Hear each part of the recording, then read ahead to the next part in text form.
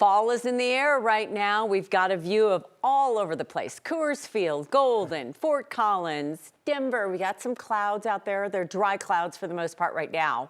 They're going to change overnight. We're tracking mountain snow and a good chance of rain around the metro area. Thanks for joining us at 4 o'clock. I'm Kim Christensen and... And I'm Phil Lipoff. It is the first official day of fall, and you know what that means, especially around this area. There are some weather changes headed our way.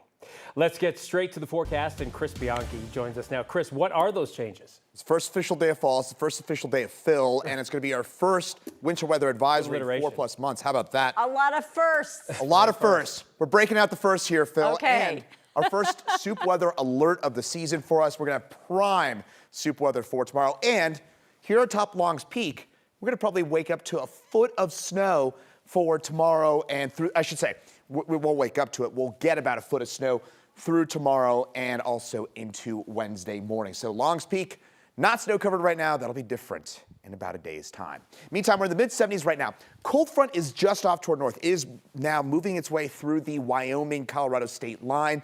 And as it does so, it will draw in much cooler temperatures. There's the cold front right about there. It doesn't distinctly show up on radar, but I've been looking at some of the weather observations there from southern Wyoming. That's where the front is. But out ahead of it right now, we're generally pretty mild and kind of stormy for us here in the mountains. Hit or miss storms. Had a pretty good storm earlier on along 285. That's weakened, but Vail Pass, seeing a storm out by Edwards and through Glenwood Canyon, seeing some storms right now.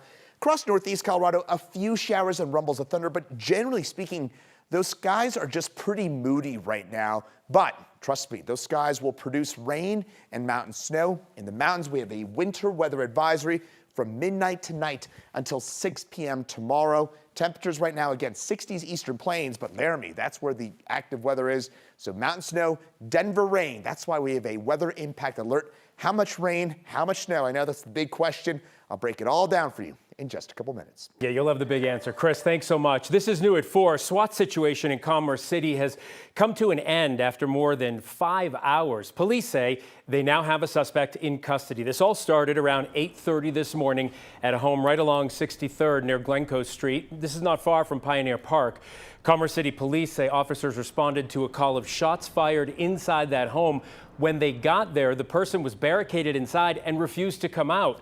Officers finally got the person out about 2:30 in the afternoon. Crews did have to use tear gas, but investigators say the good news is nobody was hurt. The suspect will now face several charges, including illegal discharge of a weapon and obstruction.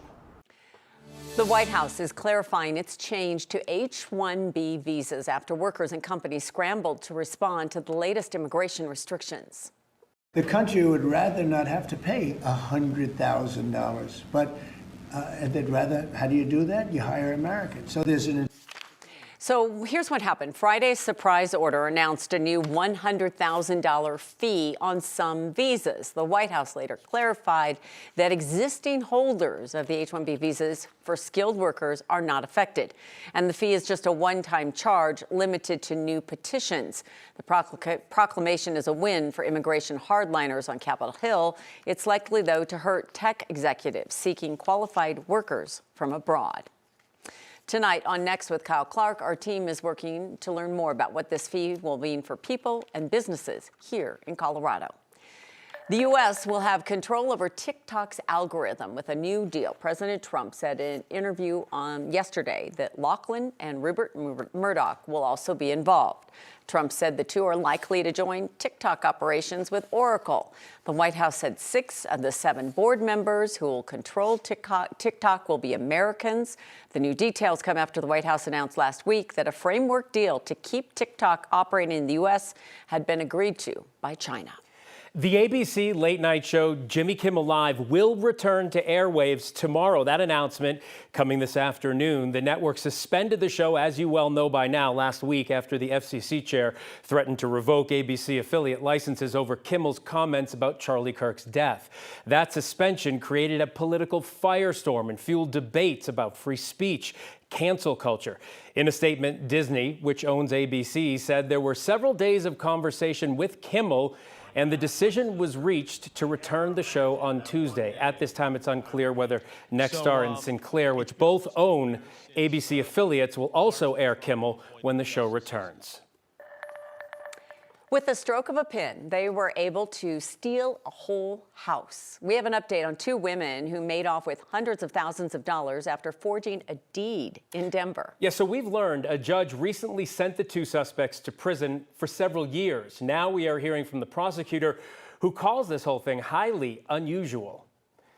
9 News investigative reporter Jeremy Hohola has been following this story for more than 4 years now. He's been on top of it and brings us an update. Jeremy. Yeah, hi there, Phil. This fraud began in 2020, and finally, after a few years of court cases we've been following, 2 women are headed to the big house for stealing a home on paper and then selling it. For years, this home east of Wash Park sat neglected and empty, which allowed Sherry Krantz and Amber Zamora to become like rogue real estate agents themselves. According to investigators, the two broke into the home sometime in 2019 and stole the identity of the real homeowner. They then got to forging a deed that put the home in their name for $10 and then filed it with the city clerk's office.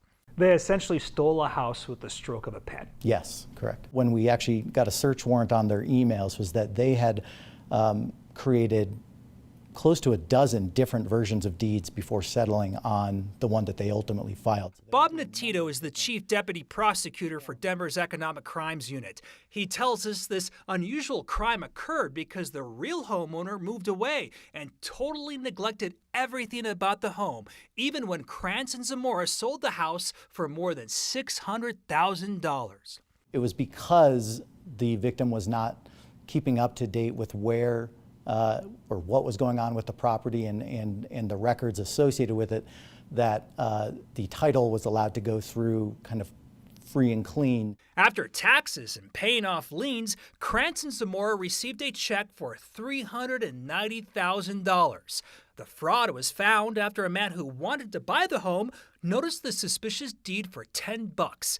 After years of court cases we covered, starting way back during the pandemic, we learned a Denver judge sentenced Krantz and Zamora to 7 years in prison this past week.